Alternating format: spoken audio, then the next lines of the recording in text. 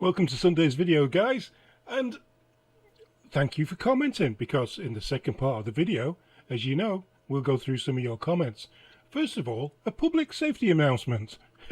The cold weather's coming, but don't be doing this. Yeah, I just saw this while I was looking through stuff, and yeah, this girl, like, these people could possibly get to vote in the near future and vote for maybe another 4 years of a Liberal government. I am unsure that they have the sense to know what is best for Canada when they don't know what's best for themselves. Just be careful on that ice, guys. So this is something that caught my eye. Taiwan firm halts plan for $1 billion battery plant in BC that the federal supported. It's like $1 billion lithium ion battery cell production plant that was planned for Maple Ridge, BC, has been shelved. In Ontario, the Liberal government and the Conservative government of Ontario are all in on batteries and battery plants and electric cars, and they're going full on for that. Not as full on as Jaguar. I don't know if you've seen the the Jaguar advert. Yeah, I'm sure you've all seen the advert by now. But have you seen the car? Let's have a look at the car. We've all seen the advert. Let's look at the car. Jaguar reveals the first concept car after controversial rebrand. Yeah, it was a controversial rebrand. And there's the car. What do you think? I'm not a fan. Type 00 concept car. That's what they want to put out. This is what they want to sell people. I think after putting out an advert like they've just done, I'm pretty sure people will be turning away from Jaguar and not flocking towards it. Anyway, let's move on. The parent company, Taiwan Cement Corp, announced construction of the Canadian plant with much fanfare last year, with Prime Minister Justin Trudeau and David Eby attending and promising a combined $284 million in government funding. That's government funding. That's your money. That's tax money. Not government money. That's your money. It's going to fund this failure. Another failure. Who looks into these things and thinks, right, electric cars, we're going to mandate them, and then we're going to force people to drive them, but nobody wants them. Nobody wants electric cars at the moment. They're too expensive. They're too expensive to run if you need to go anywhere and you need to charge up on the road. It's just too much. You just cannot be going around mandating cars. We didn't mandate cars back in the day when the horse and carriage was given up, did we? So why would you mandate them now? The BC government has previously promised to contribute $80 million towards the facility, while the federal government is the $204.5 million. Ottawa's strategy on securing key battery manufacturer. Batteries are not going to be the way forward for cars, though, are they? Eventually. The Prime Minister and the Premier called it a big deal 1 year ago. We are charting a course in Canada and internationally. But what was once dubbed the future of Canada's energy sector is now far from certain. The E1 lithium battery plant in Maple Ridge was announced last November, poised to be the largest manufacturer of its kind in Canada, an expansion of an already existing facility in the city. But company executives confirmed it's on pause due to changing market conditions. Its Taiwan-based parent company will instead focus on manufacturing batteries overseas. Company officials are calling it a slight adjustment to the market. When you have adjustment on consumer habits, on supply chain, on technology, having slight readjustments is something that we've seen. But this isn't the only clean energy project in BC that's now pumping the brakes. Just weeks ago, a massive hydrogen project in Prince George was put on hold, with project leaders saying it was no longer commercially viable. That's because nobody's buying EV cars. Nobody's buying into the green agenda. Nobody wants it. Do you know why? Because they're too busy trying to pay for groceries, trying to pay for fuel to get to work, trying to get a job with enough money that they can afford to live in Canada, paying rent, paying everything like that. That is way, way above your EV agenda and your global zero emission thing. Way above. Just surviving as Canadians is way above anything that Trudeau can be pushing into our faces. Here's a report from Ford. Ford just reported, this is in April of 2024, a massive loss on every electric vehicle it sold. So when Ford sell a vehicle, every vehicle they've sold up until April 25th, 2024, they've lost money.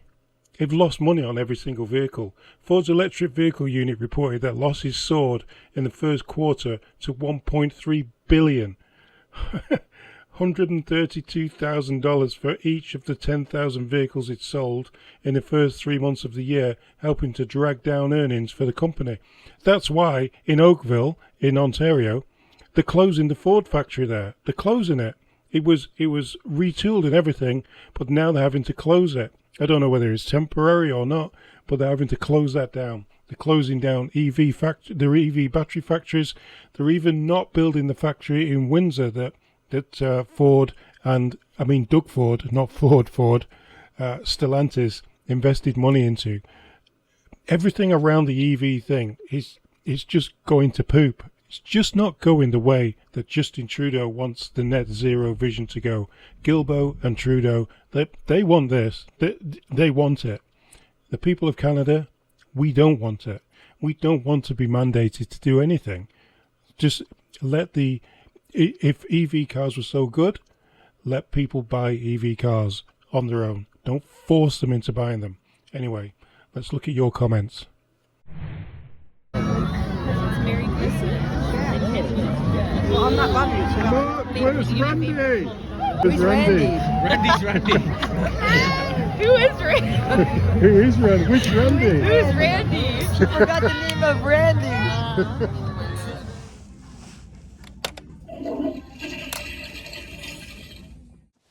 That was Randy. No, that was Mark Holland. It wasn't Randy. Yeah, that was Mark Holland at the Ajax Santa Claus display, parade, whatever. Went on for ages. Really good though, really great.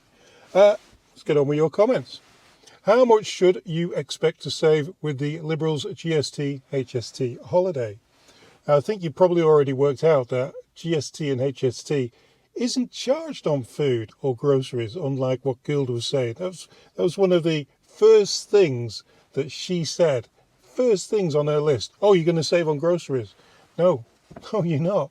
You're not going to save. You're going to save very little. You might save on luxury items, going out for a meal, all the nicer things in life that most people at the moment can't afford to do. Well, what you were telling me, you just can't afford to do it. Can't afford to do all these things that you are going to save money on if you could afford to do them. But you can't, so you won't. Extreme Skeptic says, Folks, you already do not pay GST on a majority of groceries and feminine period-related products. Exactly. Digital Zombie said, You made me laugh with the bowel entries. no, I still haven't worked out what that is on my shopping list, on my wife's shopping list. Angela Samara, As Pierre states, it's a tax trick. 100% it's a trick. It's a bit like the gun buyback thing. It's all to make headlines. It's like carbon tax. Yeah, look what we're doing to save the weather. All to make headlines so that they can make it look like they're doing something.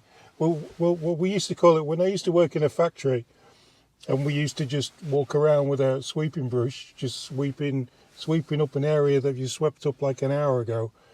It's called busy work. Look up busy work. That's what it's called. It's making it look like you're doing something, even though you're not doing anything. The gun buyback thing we'll do something on that next week probably, but that's just ridiculous. Like, we've got criminals going around shooting up Toronto every single night. Every night there's a shooting, right? They don't care about the gun laws. They don't care about firearm laws. They They don't. They probably don't even watch the news or care one bit. They're not going to go, oh, can't use this poo poo. It's illegal. Yeah. Oh no, don't use that. No, they do not care. Criminals don't care. So, once the government learn that, then they might learn how to govern properly. Le Royal Pew. That's a hard one. Well, we already lost the country and any future and children might have. I guess a piss sprinkle from up on high makes everything better. Yeah. That's well said. That's funny. I've not seen that before. Raina said, Wow, a whole $3. If I had $1 million, I'd be rich. Yes, way back you'd be rich. Today, you'd barely make the middle class. Where have we gone to? yeah, the money that we earn now, that most people would have been middle class, it's not middle class anymore. And about that $3, I was told actually there's no tax break on chocolate. So I wouldn't have saved that, Raina, even though I thought I would have done. So I would have saved $0 on about $200 worth of shopping. Norm said, I'll get a down payment out of this gift for a tent, replacement zipper or a pull tab. the can that the pull tab's on top of could be Guinness. Could be a Guinness can. That'd be worth saving.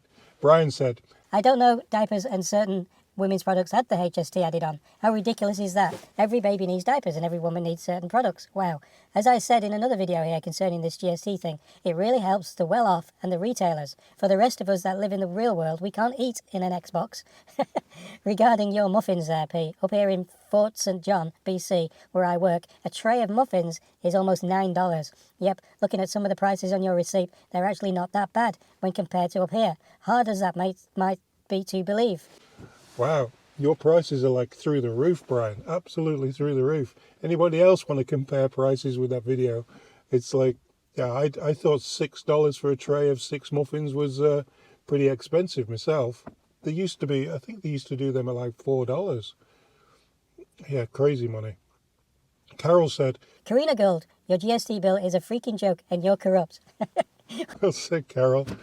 Carol said that, I didn't say that. So, YouTube, don't sue me just yet. Very Randy. Who's Randy? And people don't forget, after their tax holiday, the carbon tax goes up to 61 cents. Exactly. This is right on the heels of a massive tax raise that's going to absolutely murder people who drive trucks, Brian, or who have to drive to work. Me. Yeah, it's crazy what that money is going to put on food, on travel, on everything. A step too far. Parliament occupation. Protesters illegally occupied Parliament building. Canada's January the 6th happened. This is a little bit of a touchy subject for a lot of people, or for a few people who support Palestine, who support that area, but don't support what Israel's doing to it. But at the end of the day, listen, why don't they just give the hostages back? Just do it, and then see what happens. Then you can justify what's going on is a war crime. Maury CA. Didn't Trudeau take a knee during the mandates on Black Lives Matter and Antifa, groups who have destroyed our monuments and heritage? Obviously, any entity that wants to destroy Canada is on the same page with Justin Trudeau's post-nation agenda. Yeah. Alpha Skeptic said, The fact that Singh won't make a comment shows where he stands. We know where. Mike said, so tired of these fools. I don't give a damn about Palestine and never will. I stand with Israel. They are better than any Islamic nation. Sled said, Canada's two-tiered justice system. Nice work, Justin Trudeau. Voters, you've destroyed this nation. yeah. Lindsay said, The convoy was made up of honourable Canadians. yes. And Brian left a really long comment on that one, Brian, which I'm not going to, I've run out of time, but yeah, that comment that Brian left, he was saying how he was prosecuted and everything was thrown at him for being at the convoy, yet nothing's happening to these guys. Basically nothing at all. They arrested 14 or so people, and I don't care what side you're on. When you're inside Parliament, you're inside Parliament, and it's illegal. And they arrested about 14, and they're all out. They're all back out. Like every single criminal in Canada that's causing crime now. They're all out on bail. They're all out on bail doing crimes. Needs to stop. We need change. Till next time.